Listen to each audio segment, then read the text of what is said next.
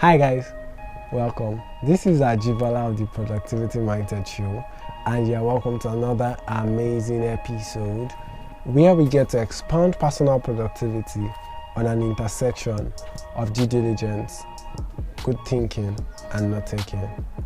Today, I have the privilege of hosting an amazing person who I met on the internet. You know how often we get to say that the internet is one of the most profound, I think profound is the word, one of the most profound innovations that has ever happened to humanity. Yes, and I got to meet Victoria on the internet, a blend of Instagram and Twitter. I don't know. Hi Victoria. Hi AJIBOLA. It's good to have you here. My pleasure. Okay, so let's talk about it. Let's start from meeting you on the internet, because I don't know, I was just at that point in time, I think I was just seeing you everywhere and I'm like, okay. And interestingly, she has my surname. I'm like, okay, who is this person? Then I think I saw on Instagram first. Then so what's like your social media strategy? Basically, I joined social media because everybody was doing that. Like everybody was on social media. Yeah. For Instagram, it was just because everybody was on Instagram and everybody felt like, oh, if you're not on Instagram, you're not there yet. And I was using Facebook to my leverage because I used to write like a lot at that point, and a lot of people knew that, oh, she used to write a lot. Then coming on Instagram, and the only thing you have to post then was fine pictures. So I was just swinging my way through it. At the point I got tired and I deleted the app on Instagram. Then I went on Twitter. I joined Twitter because of a gist. I think that's why I joined Twitter, because of the gist. I can't remember the exact gist, but then I wanted to know what people were saying because I was seeing it on Facebook, like this was the person. I was laughing so hard. What's this Twitter? So I decided to join. And I left Twitter for a very long time before I came back again in 2018 because of another gist. So I don't have a basic social media strategy. What I do is, like, I don't follow everybody because it's either you're giving me value or not. So I'm not following you because of your pictures or whatever you want to post that will not add value to me. So I follow people basically because of what they have to offer to me, and I don't need them to follow me back because I just need what they're sharing. I don't need like them exactly. But then most times when you interact with people that you like look up to, they get to follow you back. And oh, this person interacts with my tweet a lot. So that's basically one of the strategies that I've used that has helped me. Then most of my followers are my friends, acquaintances, or colleagues. So we've met somewhere, or someone introduces me to them, like, oh, we met somewhere, and that's basically how I've been using my social media since 2018 till now. Oh, okay. Yeah. I think one question that popped up while you were speaking is, how do you define value? Now, you said, oh, okay, if someone is putting something which is of value up there for you, what would you classify to be value? Value is basically something that has worth, although everything has a worth, but something that has more worth to me. Okay, because I have interest in a vast number of things, ranging from politics to writing to content creation to music and different content I have. So I would like to streamline like what someone is going to be like. I can't be on, okay, because I love politics, I love to follow people that like talk about politics a lot, like, even if we don't share the same political views. So I don't bring that into like as sentiment into why I'm following them. I just want to see their views on it. So I don't bring emotions into what they are sharing. Do you understand? So the value is basically what you share, what I have to, like, what you have to offer to me. Okay, basically, if you are going to be talking about, okay, like you talk about productivity a lot, that's value to me. But although to other people, they just want to say, oh, this just they want to follow Instablog, whatever. But to me, it's different. I'd rather go search for those things than have it popping up on my timeline. That's basically what I do. So if something is, for example, something is trending on Twitter, I barely check my trend table. So I have to go search for, okay, what's trending? Like, why is this thing trending? Yeah. Do you understand? Okay, what account is it from? Okay, I'm not following, thank God.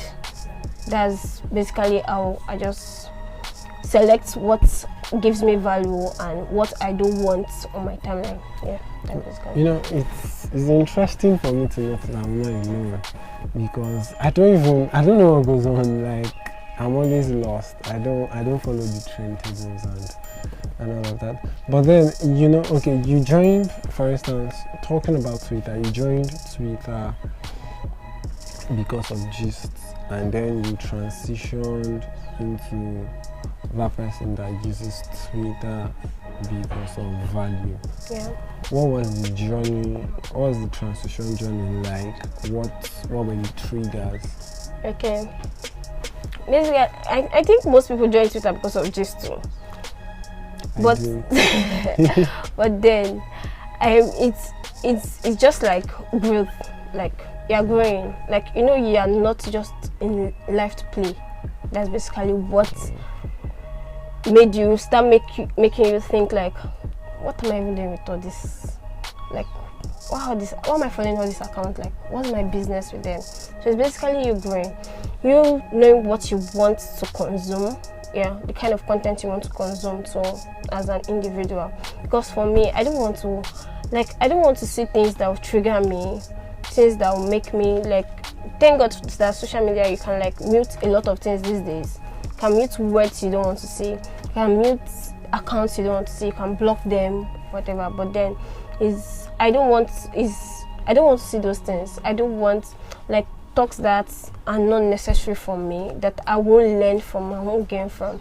So it's basically me growing, not just in age, like growing in, how will I explain? So let me say growing in sense. Like, okay, I'm not the person that, okay, I joined because of gist, but then that was then. Like, I grew and I understood that, okay, there's more to life than gist. So all the people I want should be people that are adding value to me. And even if I want to see those gist, it's not something like I'm seeing consistently. It's just something, okay, I'm bored. Let me just go and see what's going on. That's basically it. Okay, I think that's quite clear. So let's also talk about 2020 is actually it's a year on its own. Yeah, it is. I think. So how would you describe your 2020? Like, everybody asks me, I'm saying more. But then at the end of the day, 2020 was good, bad. So like it's a mixture of everything for me. But one of the things I'm going to take away from this year, not just one, a lot of things.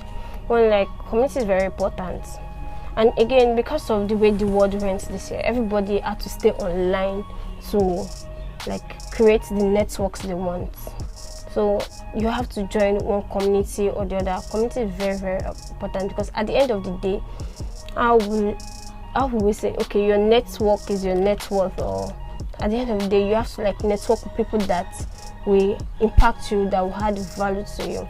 That's one. And another thing like I learned from this year is protecting my mental space. Like, I actually knew what I wanted to know, like things that would not trigger me a lot. So those are the basic two things. Like, I learned how to protect my mental space. I learned how to like be able to speak out like how I felt, my emotions, and then I joined like great communities that made me meet like a lot of good people, like outside the people I've been meeting before. And that's basically how 2020 was for me. Although there were losses, there was stagnancy somehow, but then at the end of the year, I said, okay, we are pulling through, and that's it. Okay, I have two questions for you. Well, we'll come back to talk about stagnancy. What communities did you did you get to join? What communities do you belong to? Okay, there are some communities I started on my own because I needed it. Most times I needed to join accountability groups that would help me grow in faith, in my writing, for my newsletters. And yes, I picked up a volunteering job for communications, like media and comms, something I've never done before. So I needed an accountability group to like join so that I would learn more. And yeah, I joined. I had to pay for some, like Insta Booster Academy. I had to pay for it to join because it actually had value to me. Like it made me know what I wanted to do on my Instagram, because my Instagram was just there prior to this year, but it made me know what I wanted to do. Then for the newsletter community, that I think it's made me like, how will I say it? It made me pick up my writing again, because at a point I was just writing newsletters because I wanted to, but then I needed to know what I actually wanted to give out to people, and it might change what my audience wanted, but then I felt like it was easier for me to do that because they now understand that this is kind of content like I'm going to channel to them. Yes, and not that's basically okay. I joined faith-based community too.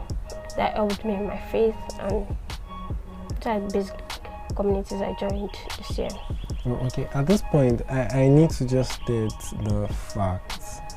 Keith's newsletter, I think that's the most vulnerable, most vulnerable newsletter community I've ever had to come in contact with, and I don't know, I love it. There's a way, even before I got to speak with her, there's a way, I had a voice in my head that, okay, this is your voice. So yes, you said something about stagnancy. Yeah. And I know that a number of people feel the same way about the year, despite the fact that, it doesn't even feel like I'm making progress. It doesn't feel like I'm doing. How did you come to the conclusion that this is stagnancy, and how did you handle it? Okay, I think at the point of where I felt like I was stagnant was basically for people that draw out goals for the year. Okay, this is what I want to achieve, this is what I want to achieve, and then at the end of the year you are seeing that you didn't even like achieve, because those are the kind of things that will give you like a career move or something the milestone you want, but then you couldn't do it, or you couldn't even, I don't know how to explain it, you couldn't just do it because of how the year went by. Let's say there was no COVID, there was no lockdown, like that you will have gotten somewhere by now, but then stagnancy as a result of the factors that surrounded you having your growth. That's basically where I drew the conclusion. Although I grew in other areas, but what I really wanted to do, like what was meant to be my biggest milestone this year, I couldn't do it at all. Like I couldn't even touch it at all because it was affected by either Nigeria government or Corona or something. External factors. Yes, external factors, not even basically me. So I was just stagnant in that point.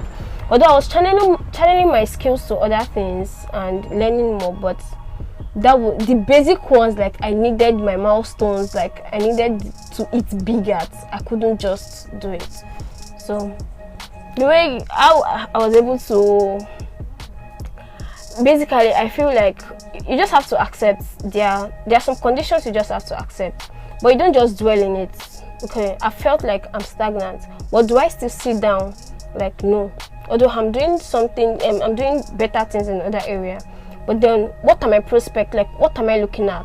Like so that I will not be stagnant again, despite the factors that whatever factors. Yes. So what am I going to look at? How am I going to do it? So that's basically how you'll be able to like leave the point of being stagnant and feel like you're already moving on from something.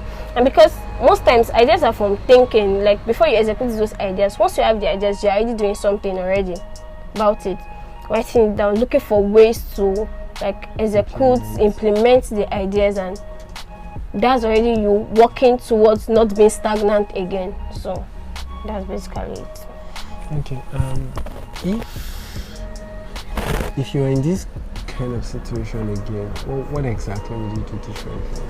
I really don't know what I would do differently, because it's basic. Is most of the factors like they're external, except I want to change those external factors and like declare yourself president. Yeah, something like that. Yes. Please don't do that. So. Okay. Now, okay. Looking at the year. What's your greatest lesson this year? Okay, I know you talk about community. Yeah. My greatest lesson will actually be from mental health, because this year took a toll on like a lot of people's mental health. Like it took a toll on it, and that's the greatest lesson I learned this year is protect your mental space. So aside from the fact that I lost 2 friends this year, like 2 very close friends to me this year, I realized that it was easier for me to be strong for other people than to be strong for myself.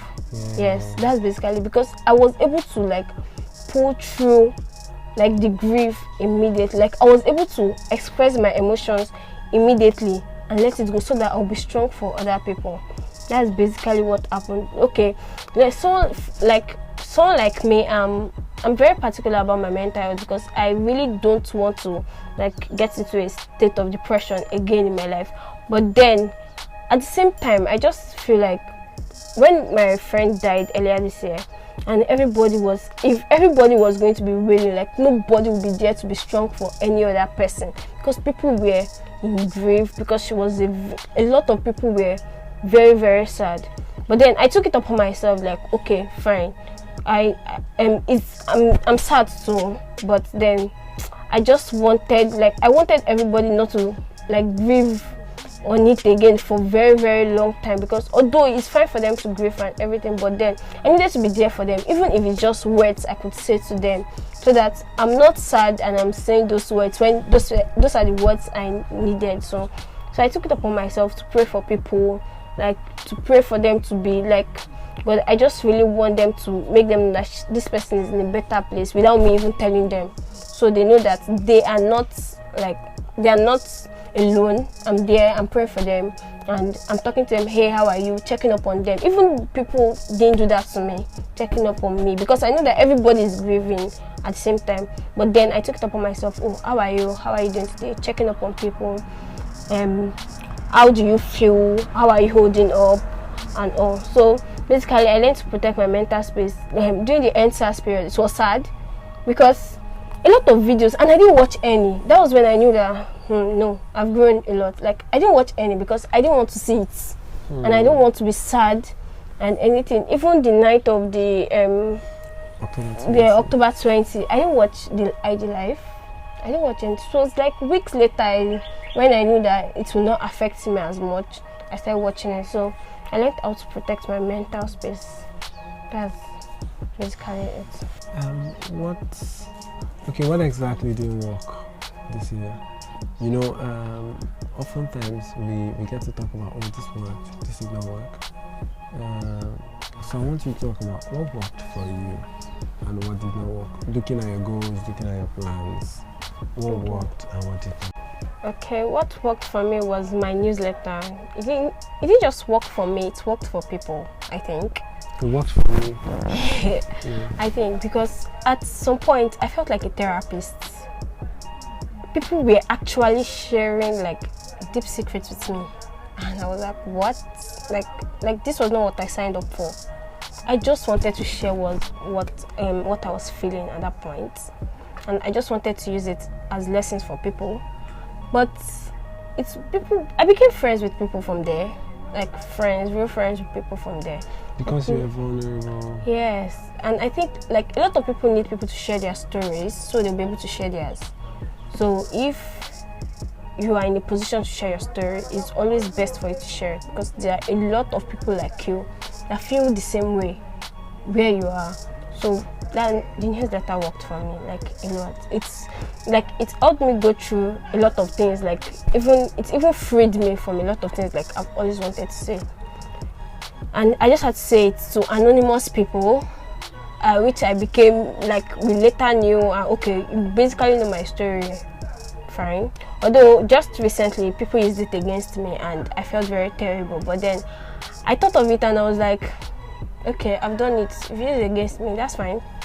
But I've learned to always be like find strength in being vulnerable, because that's the only way like I'll be able to pull through a lot of the time. And aside from my newsletter, writing worked for me a lot. Writing worked for me a lot. Apart from writing newsletters, like I picked up journaling. Like I journaled a lot of things.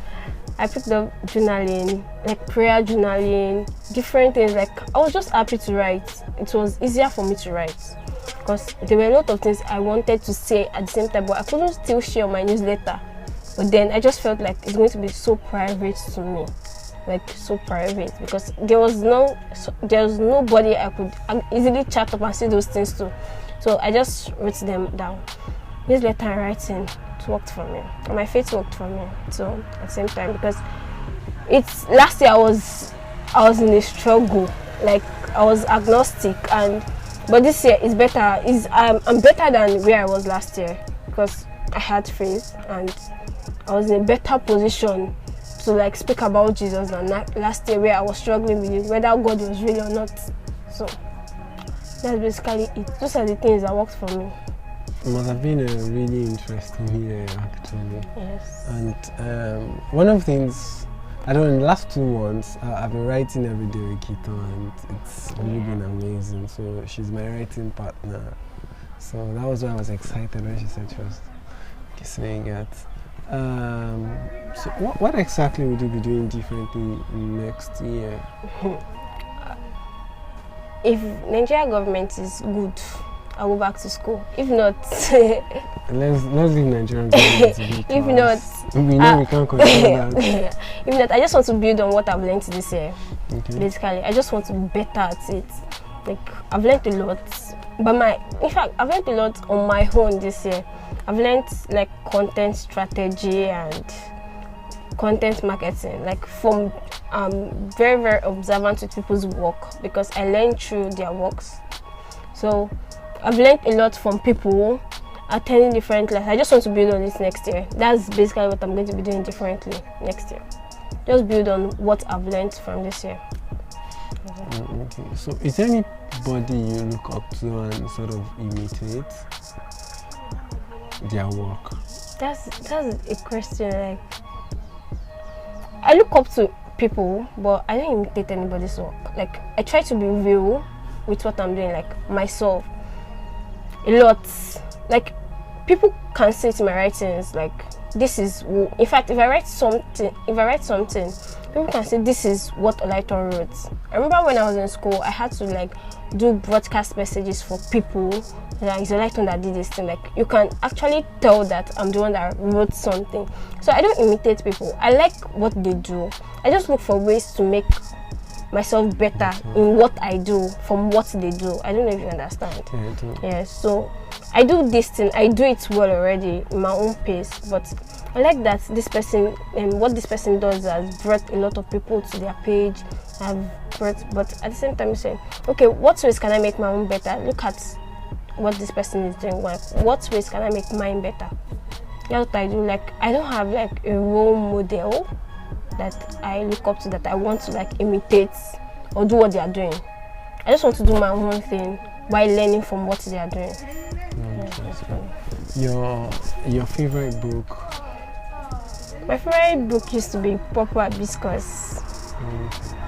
It used to be Purple Hibiscus because I'm a fan of African fiction. So for now, I don't have a favorite because I've read Purple Hibiscus. I'm very sure it's more than 1,000 times. I've been reading it since it came out. Like, I still have it. I still read it. So, I'm just attached to it. That's it. I don't have like. Are you sure that's not still finished? I like people. I like authors that share my story in like a particular way, like a way I can relate to. They share fiction in a way I can relate to that. So that's basically how I felt with Purple Hibiscus, because I could relate to most of the themes in the book. That's why I became so attached to it. So, okay. I'm not a music person per se, but I think you are. Yes, I am. What was like your favorite playlist this year? Yeah, I created my own playlist. I had 3 playlists. I had a playlist I titled "In Your Feelings." Yeah. Then I had a playlist that I titled "God's Presence." And I had a playlist that I just created that was titled "God's Love," and this playlist came because of like moods, like how I was feeling at that moment, and I felt like, oh, these are the songs that will make me feel better. So I created a playlist "God's Love" because I needed to remind myself of God's love every time, so that I'm not straying afar from what God's love had for me. Aside from that, I enjoy listening to people's playlists, but it can never be like what I created. Because okay, so can you mention some of your favorite songs or music? Okay. In any of those playlists? Okay. I'm a fan of Maverick City. Yeah. So I basically listen to their songs every time. Okay. So aside from that, I love King and Country, the band, and I love their song. They sing like basically country music, something like country music, but it's not country music. I don't know what they call it. And then I don't have an idea. Then aside from that, I love like Chandler Moore. Aside from him being part of Maverick City music, like I love Chandler Moore as a person. Then I love Oparum. And those are my basic, like my favorites. Okay. Yeah. So for some persons who probably watch these